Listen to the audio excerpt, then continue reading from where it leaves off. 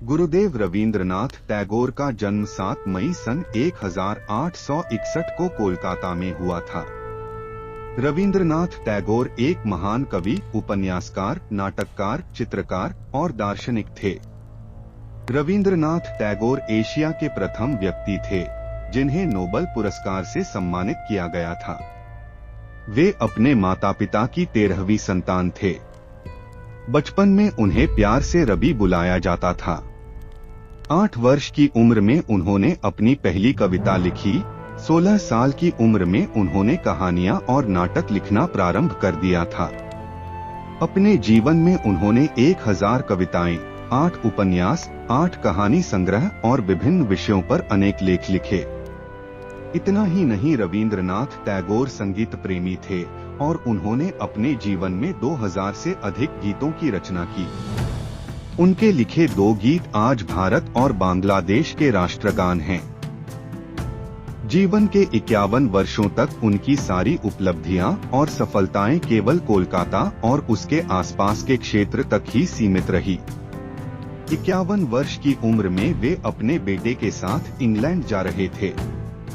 समुद्री मार्ग से भारत से इंग्लैंड जाते समय उन्होंने अपने कविता संग्रह गीतांजलि का अंग्रेजी अनुवाद करना प्रारंभ किया। गीतांजलि का अनुवाद करने के पीछे उनका कोई उद्देश्य नहीं था, केवल समय काटने के लिए कुछ करने की गरज से उन्होंने गीतांजलि का अनुवाद करना प्रारंभ किया। उन्होंने एक नोटबुक में अपने हाथ से गीतांजलि का अंग्रेजी अनुवाद किया। लंदन में जहाज से उतरते समय उनका पुत्र उस सूटकेस को ही भूल गया जिसमें वह नोटबुक रखी थी। इस ऐतिहासिक कृति की नियति में किसी बंद सूटकेस में लुप्त होना नहीं लिखा था। वह सूटकेस जिस व्यक्ति को मिला उसने स्वयं उस सूटकेस को रवींद्रनाथ टैगोर तक अगले ही दिन पहुंचा दिया। लंदन में टैगोर के अंग्रेज मित्र चित्रकार रोथेंस्टिन को जब यह पता चला कि गीतांजलि को स्वयं रवींद्रनाथ टैगोर ने अनुवादित किया है तो उन्होंने उसे पढ़ने की इच्छा जाहिर की। गीतांजलि पढ़ने के बाद रोथेंस्टिन उस पर मुग्ध हो गए। उन्होंने अपने मित्र W.B. यीट्स को गीतांजलि के बारे में बताया और वही नोटबुक उन्हें भी पढ़ने के लिए दी। इसके बाद जो हुआ वह इतिहास है। यीट्स ने स्वयं गीतांजलि के अंग्रेजी के मूल संस्करण का प्रस्तावना लिखा। सितंबर सन 1912 में गीतांजलि के अंग्रेजी अनुवाद की कुछ सीमित प्रतियां इंडिया सोसाइटी के सहयोग से प्रकाशित की गई। लंदन के साहित्यिक गलियारों में इस किताब की खूब प्रशंसा हुई। जल्द ही गीतांजलि के शब्द माधुर्य ने संपूर्ण विश्व को सम्मोहित कर लिया।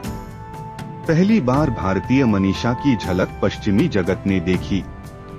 गीतांजलि के प्रकाशित होने के 1 साल बाद सन 1913 में रवींद्रनाथ टैगोर को नोबेल पुरस्कार से सम्मानित किया गया। प्रसन्न रहना बहुत सरल है, लेकिन सरल होना बहुत कठिन है।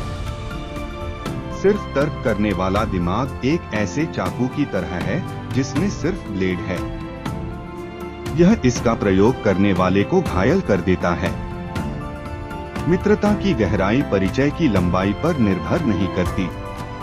प्रत्येक शिशु यह संदेश लेकर आता है कि ईश्वर अभी मनुष्यों से निराश नहीं हुआ है।